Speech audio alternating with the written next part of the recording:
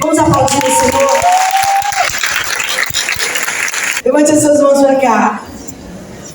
Glória a Deus. Senhor, nós cremos que o Senhor já colocou uma palavra no coração da tua ungida nessa noite. Nós sabemos quem somos e somos totalmente dependentes do Senhor na administração da tua palavra. Mas nós rogamos como igreja que está aqui reunida, como povo teu, como teu rebanho que veio para receber. Nós pedimos que seja ela primeiramente abençoada, que ela receba a porção dobrada daquilo que veio derramar sobre nós. E que se diga a respeito da nossa irmã, é boca do Senhor. Nós a recebemos com honra e por sua vida e ministério e família. Nós te agradecemos, oramos no nome de Jesus. A igreja do Senhor disse amém. Amém. Jesus respondeu: mulher, grande é a sua fé, seja conforme você deseja. E naquele mesmo instante a sua filha foi curada. Quero dizer que é uma grande alegria estar aqui mais uma vez, uma grande honra. Agradeço aos pastores, a pastora querida, todas as pastoras, as queridas irmãs que entram em contato conosco. Deus abençoe poderosamente, assim como toda a igreja. Amém? Quero trazer uma palavra nessa noite, dividir com cada um de nós aqui uma palavra que o Senhor Jesus trouxe para mim. Não tenho pretensão de gastar todo o assunto, mas quero tratar de uma maneira que a gente consiga compreender. Amém? A mulher cananeia. É uma narrativa bíblica um tanto quanto complicada, às vezes entendida de maneira controversa, mas não é nada assustador, não. É tranquilo. Nós temos essa narrativa em Mateus, capítulo 15, e em Marcos, no capítulo 7. Mateus apresenta a narrativa de uma maneira mais longa e mais cheia de detalhes do que Marcos. Marcos apresenta de uma maneira mais resumida, com alguns poucos detalhes, tanto quanto diferentes, mas só para complemento. O capítulo trata de mais um embate de Jesus com os fariseus, os escribas, doutores da lei. A ideia agora é por causa da tradição dos anciãos. Eles percebem que os discípulos de Jesus não lavam as mãos antes de comer. E então eles começam a discutir, a apresentar uma ideia do porquê eles não lavam as mãos, se é tradição lavar. E então Jesus começa a responder a estes homens de uma maneira bem interessante. Ora, o que contamina o homem não é o que entra, mas é o que sai. É do coração do homem que provém. Marcos apresenta uma lista maior do que Mateus. Afinal de contas, nós temos duas comunidades diferentes para a qual cada um está escrevendo. Mateus está escrevendo para judeus, Marcos está escrevendo para romanos.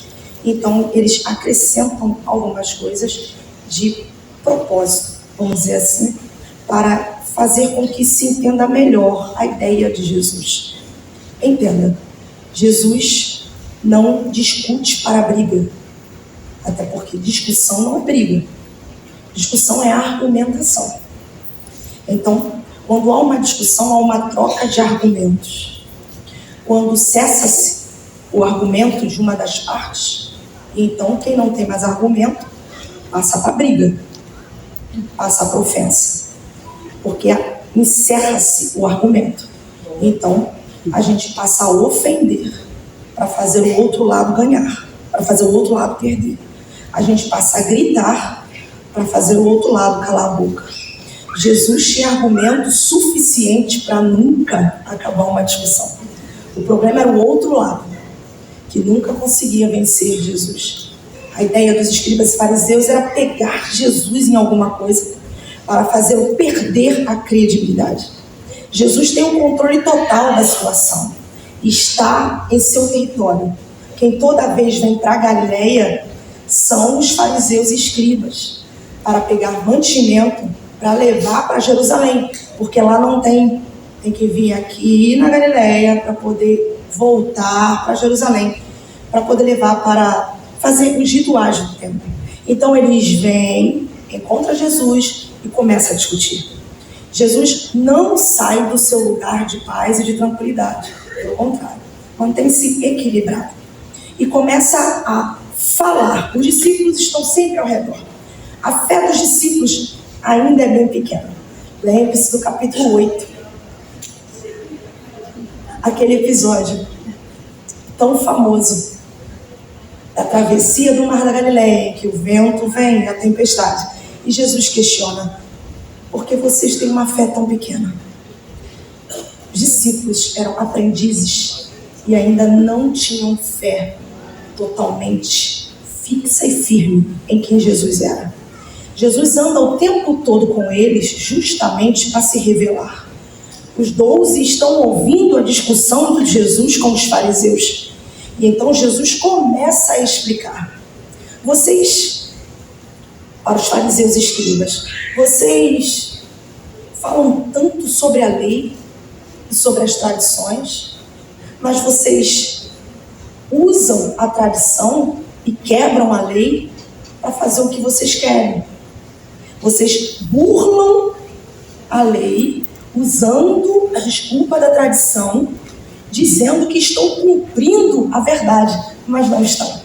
Vocês sabem que o mandamento é honrar pai e mãe, mas vocês pegam o que vocês têm, que deveria ser usado para abençoar seus pais, que já são idosos, dizem que é corbã, é oferta, e com isso vocês dizem que dedicaram a Deus e por isso não podem ajudar pai e mãe. Hipócritas. E vem tentar discutir comigo por causa do comportamento dos meus discípulos. Bem profetizou Isaías a respeito de vós. Esse povo me honra com os lábios, mas o coração está longe. O que contamina não é o que entra, é o que sai. É do coração do homem que procede. Isso é algo tão interessante, e os discípulos, como sempre, não conseguem compreender o que Jesus está ensinando. E perguntam para Jesus mais à frente: o que tu quis dizer com esse negócio aí de que o que contamina não é o que entra, é o que sai? E Jesus explicou, mas antes ele dá um tapinha. Vocês nunca entendem? Nunca compreendem? Ora, vocês não sabem que aquilo que o homem come, desce, e logo após é expelido pelo corpo para fora? Mas o que sai da boca do homem, isso contamina. Mentira, inveja, fornicação, adultério, fofoca, maledicência, disse-me-disse, ódio, amargura. São tantas coisas que, na verdade, só mostram a boca, só revela o que está dentro do ser humano. Esses dias eu, no centro de Caxias, andando com meu filho, estava com um copo de água. Vocês conhecem o centro de Caxias? Alguém esbarrou em mim. Voou água para fora do copo. E aí eu falei: foi culpa do fulano que eu derramei a água. Se ele não tivesse esbarrado em mim, a água não teria caído. E então o Espírito Santo falou algo tão fantástico: não, se tivesse chá, teria caído chá. Se tivesse refrigerante, teria caído refrigerante. A culpa não é de quem esbarrou, mas caiu água, porque dentro do copo tinha água para cair. Então a culpa não é de quem implica comigo ou me afronta. A culpa é minha, que coloco para fora o que eu tenho quando sou provocada. Cada um vai jorrar o que tem da fonte que existe dentro de si quando é provocado. Isso é seríssimo. Eu pequei porque fulano me fez pecar. Não, você pecou porque estava dentro de você. Então, quando somos provocados, só revelamos o que o nosso coração está cheio pela boca. É pela boca, Jesus enfatiza, é pela boca. Marcos explica perfeitamente, é pela boca. E é pela boca que Jesus está mostrando. Estamos em terra pura, mas tem gente de coração impuro em terra pura. Irmãos, eu não vou entrar muito nessa história, porque esse assunto está mais de medo. Se dizem puros, lavam tanto as mãos. Você imagine fariseu espírito em tempo de Covid. É tomar banho de álcool 70. Se limpa tanto por fora, mas é insuportável quando abre a boca. Preste atenção, a teologia é fantástica, mas eu não vou entrar nessa parte profundamente. Mas Jesus está explicando. Preste bem atenção. Terra pura, gente pura, que se diz pura. Olha para os discípulos e diz: vamos dar uma volta. Está na parte teórica. Jesus sempre apresenta a teoria e depois ele vem com a prática. Então Jesus explica algo fantástico. É Marcos que explica. Não há alimento impuro. Mateus não coloca tanto em voga porque os judeus iriam se escandalizar com isso. Então ele pega um pouco mais leve. Mas Marcos não. Não há alimento impuro. Não é o que eu como. Isso aí tocava um pouquinho na ferida. Não vou comer carne de porco porque vai me contaminar. Mas quando encontra com alguém, fala mal da vida dos outros. Quando tem oportunidade, joga fulaninho para queimar no trabalho. Olha aí. Não é o porco que vai te contaminar. É teu próprio coração que já está contaminado. Os discípulos olham para aquilo e dizem assim: Jesus, porque eles sempre tentaram arrumar Jesus. Consertar Jesus. Ajeitar Jesus. Jesus assim, já viu quando de repente a blusa sobe e alguém faz? Os discípulos estavam sempre tentando consertar. Ô Jesus, o quê? Eles não gostaram do que tu falou aí não, hein? Isso que tu falou aí pegou mal. E Jesus diz: toda planta que meu pai não plantou será arrancada. Não estou nem aí. São guias de cego.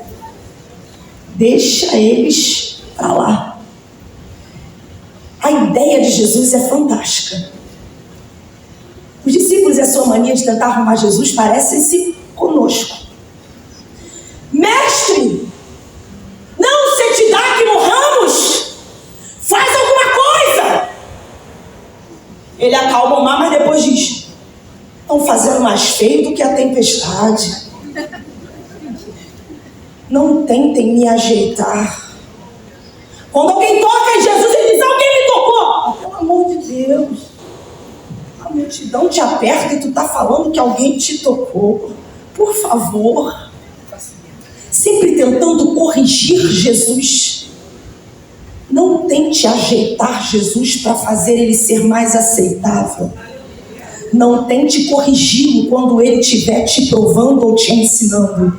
Quem tem que se corrigir somos nós e não ele. Ele sabe exatamente o que está fazendo. Ao tentar dar um jeitinho, Jesus pega os 12. Vamos dar uma volta? Que agora eu vou para a parte prática. Qual a parte teórica? Não há alimento impuro. Qual a parte prática? Vamos sair de local puro e vamos entrar em território pagão. É interessante como que Marcos coloca Tiro e Sidom. Ele está localizando geograficamente a cidade de Jezabel. A cidade por onde os romanos entraram e tomaram Jerusalém.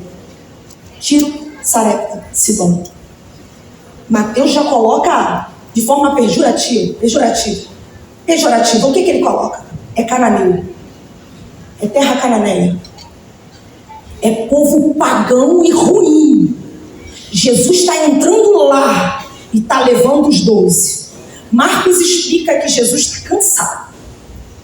Não aguenta mais. Quer se esconder. Entra numa casa e fica quietinho. Não quer que ninguém saiba que ele está chegando. Só que a fama de Jesus já se espalhou. Tem gente de lá que não pode vir para cá por causa de preconceito. Então, se vier, é mais complicado. E agora, um cheiro diferente entra onde só tem cheiro de falsos deuses. Um cheiro bom vai entrando onde só tem cheiro de esgoto. E alguém está esperto. A ideia de Jesus não é se esconder. Marcos explica uma pedagogia divina. Qual é a pedagogia? Jesus está dando uma aula para duas escolas diferentes. Os discípulos e a mulher cananeia. Ele está levando os discípulos para uma aula, enquanto vai dar uma aula para ela. Isso é fantástico. Duas escolas, uma mesma missão. Quem olha para Jesus pensa que Jesus não sabe o que está fazendo. Mas ele sabe exatamente o que ele vai começar e o que ele vai terminar. Pega os 12 e começa a entrar. Para os 12, tranquilo. Jesus não quer assunto com ninguém, está fugindo. Já tem alguém que ele já sabe que o está esperando naquele território. Um perfume que se quebra. Quem é que pode deixar de sentir o seu cheiro? Aquele que é o próprio perfume entra em território pagão. E enquanto os discípulos estão boiando, uma mulher sente o cheiro. Tem alguém diferente no território. Não é Baal. Eu estou acostumada com Baal. Entrou alguém diferente. Quem é? Automaticamente ela corre e identifica. É o Messias. Aquele que faz milagre lá do outro lado. Entrou aqui. Marcos diz que ela deixa a filhinha endemoniada em casa. Com quem? Gente, eu me faço pergunta na Bíblia e eu fico extremamente nervosa, porque a resposta não tem. Com quem que ela deixou aquela menina? Se nossos filhos pequenos, normal, ninguém fica. Você não parou para pensar nisso? Com quem ela deixou aquela menina? Porque a forma como o Marcos termina aquela história revela que nem sentar aquela garota sentava. O espírito imundo talvez perturbava aquela garota o dia inteiro. Mas agora, a esperança da solução saiu da limitação e entrou no meu território. Quando ele entra, aquela mulher começa a correr atrás dele. Senhor! São os 13 andando. Imagine Jesus andando com os 12. Senhor! Filho de Davi! Tem misericórdia de mim. Ela coloca um adendo. Que a minha filhinha está miseravelmente endemoniada. Para quê? Para tentar mexer no emocional. Quem nunca inventou oraçãozinha para tentar mexer com Jesus? Senhor, eu não estou conseguindo mais. Estou cansada. Se não for hoje, acabou. Nas orações nós somos danados para tentar mexer com o emocional daquele que é o próprio equilíbrio emocional. Não vai adiantar. Ele está andando e ela está vindo gritando. Só que ela é cananeia. Por que ela está falando filho de Davi? Essa é uma frase para judeus. Então como é que ela está usando essa frase? Isso é fantástico. Manipulação. Ué, lá funciona? Não é assim? Algumas pessoas usam. O sangue de Jesus tem poder. Mas não está debaixo do sangue. Mas quer usar o sangue para ver se consegue alguma coisa. Não dá certo. Jesus sabe quem está debaixo do sangue dele e quem está tentando se apropriar daquilo que não lhe pertence. Fiquem calmas. E ela vem, Kyrios, o tempo todo, Senhor, Kyrios. O Senhor dos cananeus é Baal. Mas ela pega e diz, Senhor, filho de Davi, tem misericórdia de mim. Funcionou lá, eu já estou sabendo. Que tem servo que fala assim, ele manda chamar. Resolve o negócio, vai funcionar para mim. Só que Jesus continua assim, ó. O que tu faria? Afinal, a fama dele é de bondoso, de amoroso, de misericordioso, aquele que atende a todos, sem discriminação. E eu estou sabendo que ele é assim. E agora ele entrou e eu estou pedindo. E ele está me esnobando. Que a primeira coisa que Jesus faz é ser indiferente. Ela está gritando e Jesus está andando. E os 12 novamente começam. Que é isso? Olha só como é que ele está agora. Meu Deus do céu. Ela está vindo gritando, 13 homens judeus em território cananeu, uma cananeia gritando, e ele fingindo que não está ouvindo. E a gente está no meio disso. Senhor, atende ou manda embora. Ela está vindo gritando atrás de nós. Não estava gritando atrás deles. Estavam se achando muito. Estava gritando atrás de Jesus. Eles estavam juntos. Vamos separar as coisas? Só que o interessantíssimo é que o silêncio de Jesus incomoda os discípulos. Mas o silêncio não era com eles. O silêncio era com ela. Mas incomodou quem estava perto. Uma vez a minha mãe ficou doente. Minha mãe vivia doente. Era normal da minha mãe ficar doente. Mas dessa vez minha mãe ficou muito doente. E demorou a voltar do hospital. Filho de crente nem sempre é crente. Tá? Porque pai e mãe vêm. Ora na igreja. Vem para a igreja. Mas em casa. Só que agora, quem orava, quem jejuava, quem lia a Bíblia e quem botava todo mundo para fazer, está demorando a voltar. Então o silêncio começa a incomodar quem está perto. Era ela que estava sofrendo, mas o negócio começou a respingar na gente. Jesus tem essa capacidade de, quando coloca um em prova, mexer com todo mundo que está perto. No silêncio, Deus coloca para orar quem não ora. Deus coloca para jejuar quem não jejuava. Deus coloca para ler a Bíblia quem não lia. Fique tranquilo. O ruim é que a gente sofre, mas um vai sofrer para Jesus poder consertar tudo que está errado.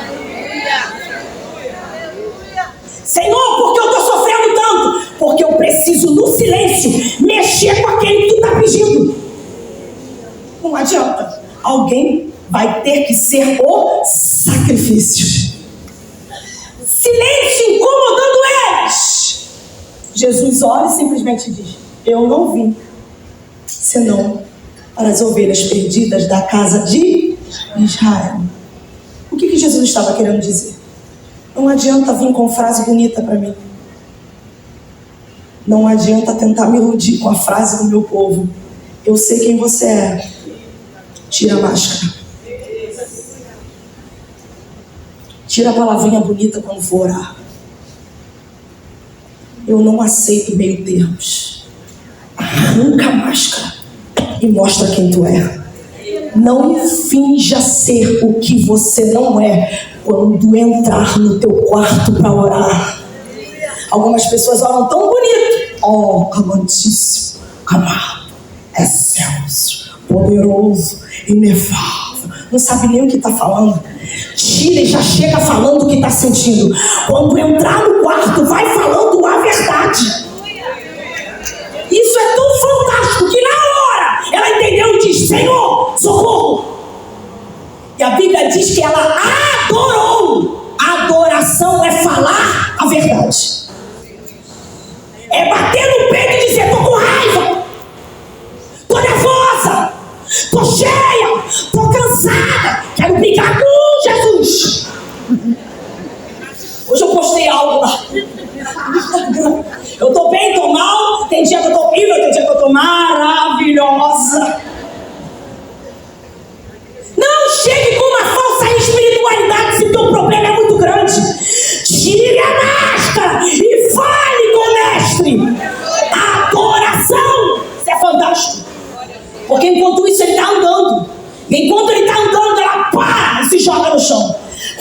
se joga no chão. Jesus agora é insensível, indiferente, que agora parece ser insensível. Jesus olha e diz assim: não é bom pegar o pão dos filhos e dar para os cachorrinhos. O que você faria?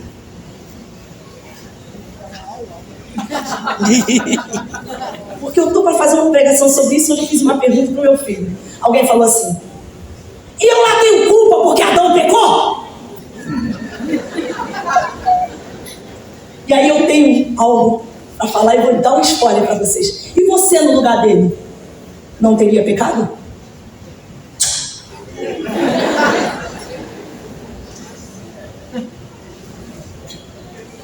O que você faria? Afinal, ele é bom, maravilhoso. Me disseram que ele é espetacular. Peraí, também não quero mais não. Não preciso disso. Vou voltar para minha casa. Então volta pro demônio. Parece brincadeira, mas é sério. Algumas pessoas não são capazes de suportar nada para ter seus problemas resolvidos lá dentro de casa. Primeiro que algumas nem conseguem largar o demônio para sair. Deitam do lado do demônio, conversam com o demônio, discutem com o demônio, abraçam o demônio, se apegam ao demônio e nem quer sair para poder vir para Jesus expulsar. Enquanto Jesus está dando a oportunidade, estou passando. Vai querer ou não vai querer? Porque o dono sou eu e posso resolver. Até onde você está disposto a suportar? Tudo dói. Tudo é cheio de mimimi. Jesus não pode nem dar uma patadinha. Pá! Para mim já deu. Eu não preciso desse tipo de humilhação. Mas só uma mãe sabe o problema e a tristeza que é de ver um filho na situação em que está. Procura saber sobre Mônica, a mãe de Santo Agostinho. Santo Agostinho. Ele era um devasso, o pior. E ela disse assim: é impossível Deus não salvar um filho gerado com tantas lágrimas. Ele vai ter que salvar, porque eu choro todo santo dia. O problema é que a gente não quer mais chorar por alguém. O problema é que a gente não suporta quando Jesus parece demorar a nos responder. E aí a gente quer chutar o balde. O que você precisa pode estar dentro do balde. Quando tu chutar o balde, vai embora junto. Senhor, me devolve, restitui. Ser chamado de cachorro hoje já é ruim naquela cultura. Para aquela mulher, Jesus era um judeu qualquer, a mesma coisa. Porque já era comum um judeu chamar um cananeu de cachorro. Mas Jesus muda. Jesus usa uma palavra para falar cachorrinho doméstico. O que você faria? Eu me peguei. O que eu faria? Eu levantava na hora. Vou embora. Não. Quando Jesus joga o argumento, o discípulo, não, agora ela vai embora.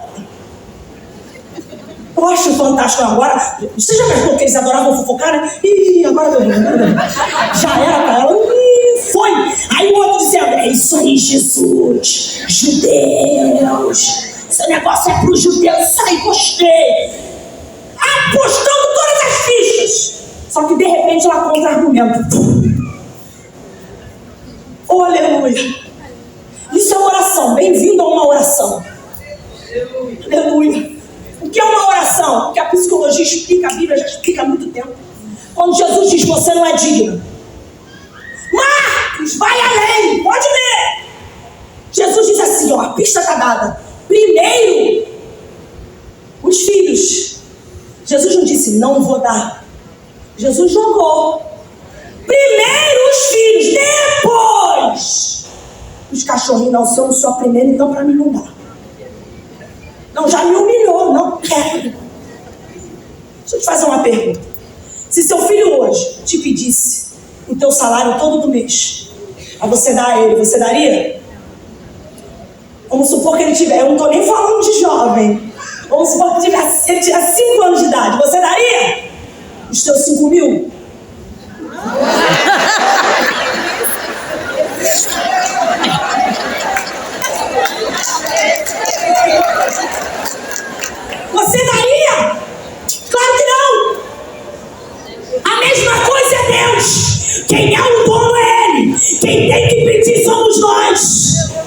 É Ele quem nos ensina. Como Ele ensina?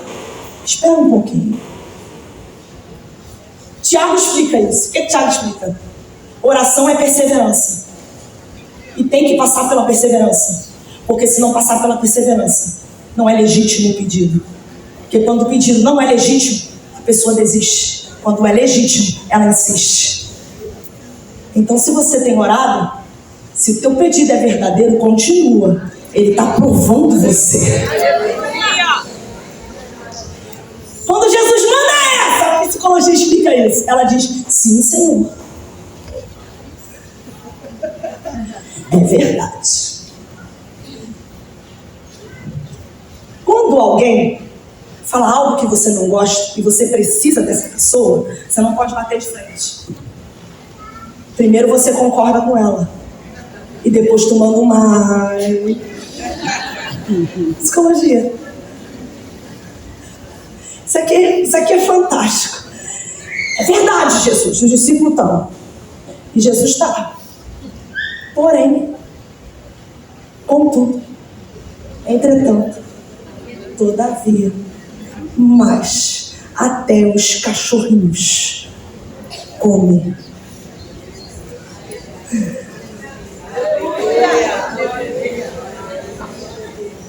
Tu imagine Jesus andando, os discípulos andando, e Jesus, opa, ao discípulo, o que está acontecendo aqui?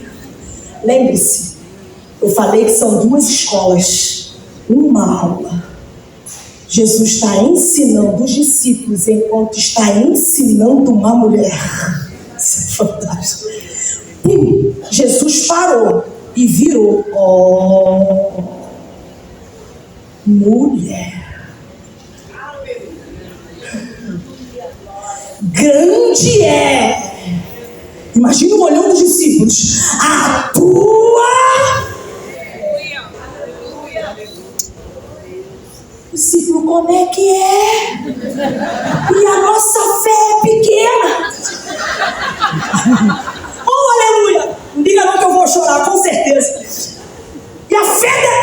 Como que essa mulher não desistiu? O nome disso é fé. A fé tem 3 características. Uma delas é humildade. Quando Jesus vira e diz, grande é a tua fé. Pode levantar. O quê? Já está curada lá. Marcos diz que quando ela chega em casa, a menina está sentada na cama. Por que ele enfatiza isso? Porque nem sentar aquela menina sentava. Sentada na cama. E quando foi que Jesus disse, grande é a tua fé? Antes ou depois?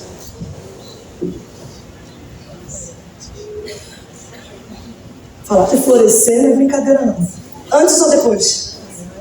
Depois. Depois da prova. Não foi antes da prova. Jesus não elogiou a fé dela antes do treinamento. Elogiou depois. Para os discípulos, qual era a aula? Lembre que não tem alimento impuro? Não tem pessoa impura.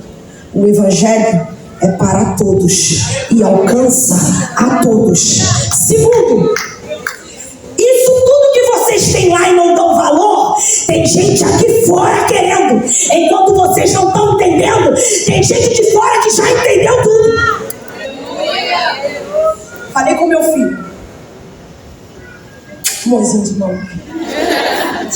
Pior coisa que tem é pobre de da besta. Fui colocar para ele 101 dálmatas da minha época e ofereci para ele um chica-bola.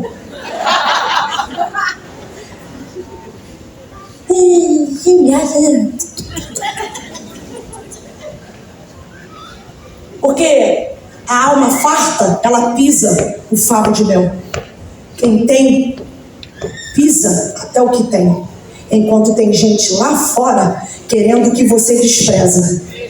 Jesus pegou os discípulos e levou. Vem cá, enquanto vocês ainda não entenderam quem eu sou, lá fora tem gente que já entendeu. Só precisa de uma oportunidade. Explica, Esther. Somente uma fé provada fica grande. Uma fé que não é provada fica pequena. Bem-vindo ao mundo do Evangelho. Cresci ouvindo assim, menina assim. Barreira, não há barreira para deter esse povo. O anjo desfaz a barreira e o crente fiel é vitorioso. Tá bom, mas e quando quem põe a barreira é Jesus? Eita. E ele não tira a barreira. Agora foi. Esse é o Jesus que entra para abençoar, mas primeiro vai mudar você antes de mudar a sua situação. Jogou a primeira barreira, indiferença. A pior crise na vida de um cristão é uma oração que demora a ser respondida. Tu ora e nada. E é pior ainda quando vem alguém. Você está orando 20 anos. Só o sangue. Alguém vem. Ora em meses, vou contar um testemunho. Meu Deus. Que? Sei como é que é isso. Senhor, que insensibilidade é essa? Primeiro tu é indiferente, agora é insensível. E o pior é quando tu vem pro culto, precisa de uma palavra. Jesus, manda uma palavra, se conserta. Indiferença, insensibilidade, insulto. Até onde você é capaz de suportar para receber o que você precisa receber? Primeira barreira, alguém pensa, é para jogar para longe, não. Pula. Jesus está jogando, não é para te afastar, é para fazer você chegar mais perto. Mas não é para chegar perto de qualquer maneira, é para chegar perto com consistência. Jogou a segunda, e agora? Tem gente, isso acontece. Tem gente que fica, agora não vai dar. Agora ela não aguenta a rebordosa. Está orando e piorou. Pula. Agora foi nada. Porque quando piora é porque vai melhorar. Cheguei, tô perto. Quando ele virar, parabéns. Você floresceu. Por isso que algumas pessoas não têm experiência de oração. Oração é experiência. Continue. Isso é florescer. Florescer é ter uma fé robusta, firme, forte, inabalável. E como isso acontece? Testes. Estão na prova há anos. Parabéns. O Senhor está te treinando. E fique esperto. Tem gente te olhando. E tem apostas sendo feitas para ver se tu vai correr. Você decide para onde corre. Para longe dele ou para perto dele. Acredite, Jesus já sabia o que estava dentro daquela mulher. Em terreno puro, gente impura. Em terreno impuro, gente pura. Porque da boca dela não saiu um erro sequer. Só palavras corretas. Para alguém que é murmurador, qualquer coisa é motivo de reclamar. Para quem tem fé, até uma adversidade é uma oportunidade para crescer. Foi o que ela fez. Levou uma surra, mas saiu vitoriosa. Guarda essa palavra no seu coração. Não desista. Esse Jesus aqui, enquanto está te treinando, está ensinando outros a partir do teu comportamento e do teu caráter. Bem-vindo. Esther, mas é tão difícil. Meu pai é um ourives. Aleluia. E é interessante como que o ouro 24 quilates, ele é maleável. Então você não consegue usar ele para fazer um anel, uma aliança. Você precisa colocar liga. Então você coloca liga, prata, cobre. Mas prata fica um ouro mais branco. Não é o ouro branco, tá? Fica um ouro mais branquinho. O cobre deixa um ouro mais avermelhado. E você consegue trazer para o 18 quilates para você conseguir modelar. Quanto mais liga, mais ele cai. 16, 14, 10. E ele vai perdendo seu valor. Porque tem mais liga do que ouro. Se eu tenho uma aliança de 18 quilates e eu quero pegar meu ouro de volta, eu quero tirar a liga. Automaticamente, para tirar a liga, hoje em dia se coloca no ácido. O ouro afunda. a liga sobe e se separa. O ouro afunda porque o seu peso é muito maior do que qualquer outro metal. Isso aí é assunto para outro dia. Mais direto. Para você tirar a impureza do ouro, você taca fogo. Vi muito meu pai fazendo isso. Mas para tirar a liga, não. Mas como que a gente vai falar sobre 5.000 anos atrás? Como o ourives tirava a liga de um ouro? Porque para você fundir é fogo. Pega a prata, pega o ouro, fundiu com maçarico, foi. Mas e para você tirar naquela época? Não tinha ácido. Era simples. Pegava a peça do ouro, colocava sobre uma pedra e batia. Isso durava, meses. O ourives batia. E enquanto ele não conseguia ver o seu reflexo na peça de ouro, tinha liga. E ele continuava batendo. Quando ele conseguia ver o seu reflexo na peça do ouro, significava que toda a liga estava indo para o lado. Quando ele conseguia se ver, está pronto. Enquanto não se via, não está pronto. Aleluia. Assim é a fé. Jesus bate. Jesus bate. Jesus bate. Vocês querem escolher o tema e eu vim para um outro lado. O lado de florescer. Jesus bate. Jesus bate. E quando ele olha e vê, ainda tem muito da Esther. Vou continuar dando os tapinhas.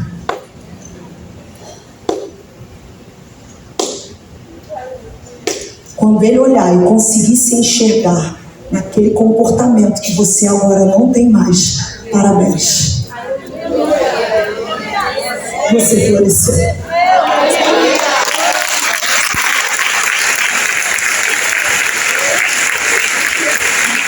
Guarde essa palavra no seu coração. E não desista. Eu não sei qual fase você está. Eu não vou dizer para você que você vai sair daqui com a tua vitória. Não tenho autoridade para isso. Eu não sei se você está na parte da indiferença, você está orando e você é na parte da insensibilidade, você está vendo pessoas passando à sua frente. Você é no insulto e hoje você deve estar sendo insultado. Se foi isso, você está pertinho. Segura a onda, não desista. O Senhor é contigo. Obrigada.